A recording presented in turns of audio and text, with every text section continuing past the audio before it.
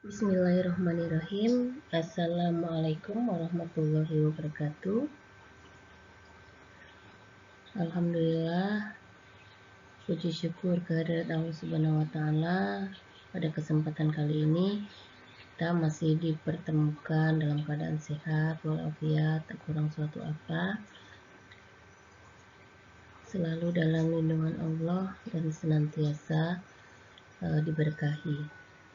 Salawat serta salam semoga selalu terlimpahkan kepada junjungan kita Nabi Muhammad Sallallahu Alaihi Wasallam yang kita nantikan syafaatnya di yaumul qiyamah nanti. Amin Allahumma amin.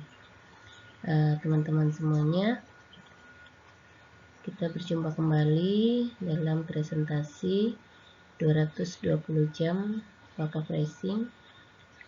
Pada kali ini saya akan mempresentasikan pilihan investasi wakaf uang. Sebelum kita lanjut, teman-teman semuanya pasti masih ingat apa tujuan dan fungsi dari wakaf. Tujuan dan fungsi wakaf adalah mewujudkan potensi dan manfaat ekonomis harta benda wakaf untuk kepentingan ibadah dan untuk memajukan kesejahteraan umum. Kemudian jenis-jenis wakaf uang pun ada wakaf uang abadi, ada juga wakaf uang berjangka. Adapun wakaf uang abadi adalah perbuatan hukum wakaf dengan cara memisahkan atau menyerahkan sebagian uang miliknya untuk dimanfaatkan dalam jangka waktu selamanya sesuai dalam kepentingan wakif yang digunakan untuk kepentingan ibadah dan atau kesejahteraan umat sesuai dengan syariah Islam. Sedangkan wakaf uang berjangka adalah wakaf uang yang memiliki jangka waktu tertentu untuk berakhirnya wakaf. Nah, pada kesempatan kali ini kita akan membahas tentang investasi wakaf uang.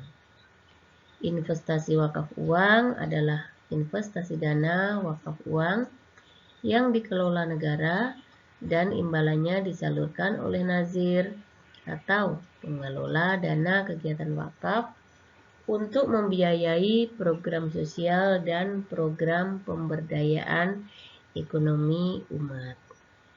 Nah, mungkin di tengah masyarakat kita masih sering terjadi pro dan kontra tentang investasi wakaf terkait dengan resiko yang mungkin terjadi dari kegiatan investasi wakaf uang ini.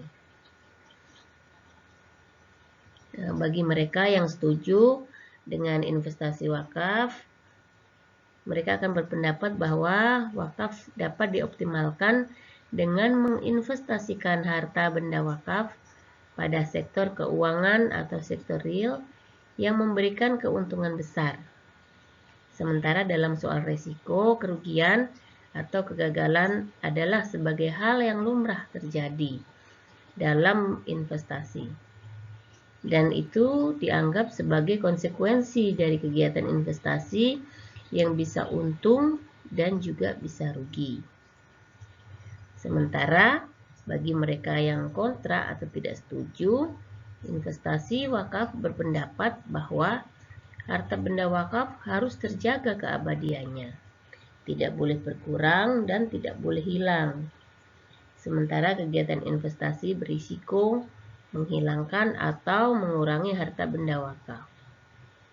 Jika investasinya mengalami kerugian atau kegagalan, mereka cenderung memanfaatkan harta benda wakaf atau kegiatan yang bukan investasi, tapi untuk kegiatan pembangunan sarana ibadah misalnya, sarana sosial, sarana pendidikan, atau sarana kegiatan lainnya yang tujuannya bukan untuk investasi, tetapi semata-mata demi kemaslahatan umat. Menurut Peraturan Pemerintah Nomor 46 Tahun 2006 Pasal 48, tentang pengelolaan dan pengembangan investasi wakaf uang,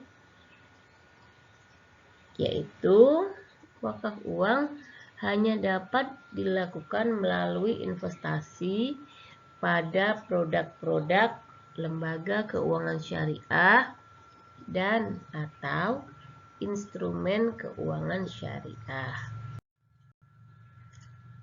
Selain itu, investasi wakaf uang juga memiliki rambu-rambu yang harus diperhatikan.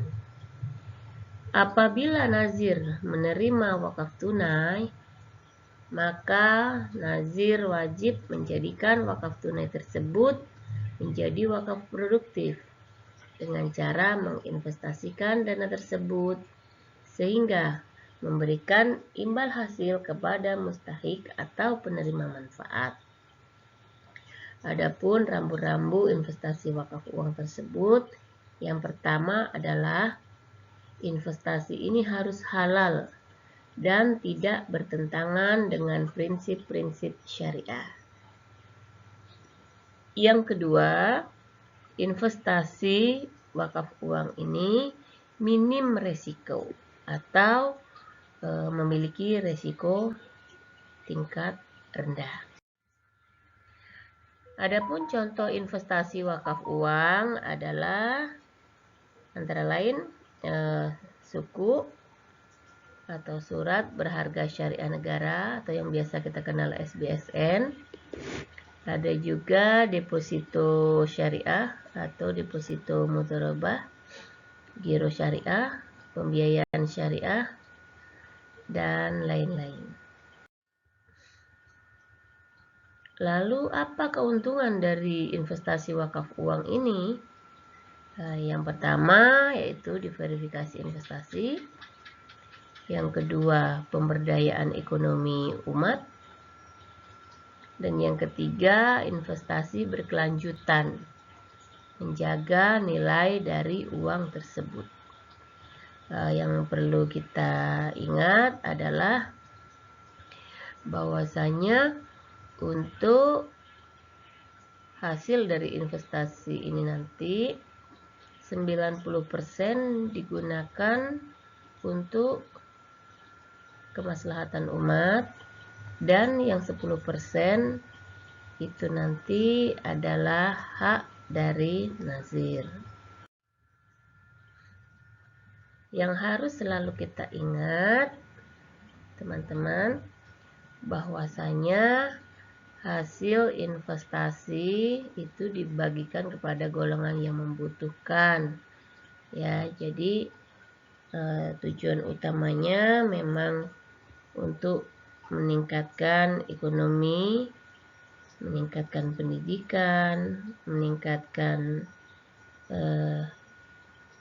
sosial masyarakat, pemenuhan pelayanan publik, dan segala sesuatu yang berkaitan dengan kebutuhan hajat hidup orang banyak. Jadi barang wakaf, baik itu yang bergerak maupun yang tidak bergerak, itu tidak boleh dijual, tidak boleh dihibahkan, ataupun dijadikan jaminan. Ya, karena aset wakaf dan dana wakaf tunai ini digunakan untuk membiayai dan mengembangkan aset sebagai fasilitas atau layanan publik dan komersial, di mana hasil dari manfaat ini nanti akan digunakan untuk mendanai layanan publik. Oleh karena itu, pengelolaan wakaf harus produktif untuk generasi yang akan datang sesuai dengan tujuan wakaf, baik berupa manfaat, pelayanan, maupun pemanfaatan hasilnya. Wakaf yang telah diikrarkan tidak dapat dibatalkan. Ya. Dan wakaf juga memiliki fungsi, yaitu mewujudkan potensi manfaat ekonomis harta benda wakaf untuk kepentingan ibadah dan untuk memajukan kesejahteraan umum. Ya, itulah yang dapat saya sampaikan. Mudah-mudahan bermanfaat. Apabila ada kesalahan saya mohon maaf. Saya akhiri. Wallahu muwaffiq ila aqwamit thoriq. Wassalamualaikum warahmatullahi wabarakatuh. Semoga berkah barokah buat kita semua. Amin. Amin ya rabbal alamin.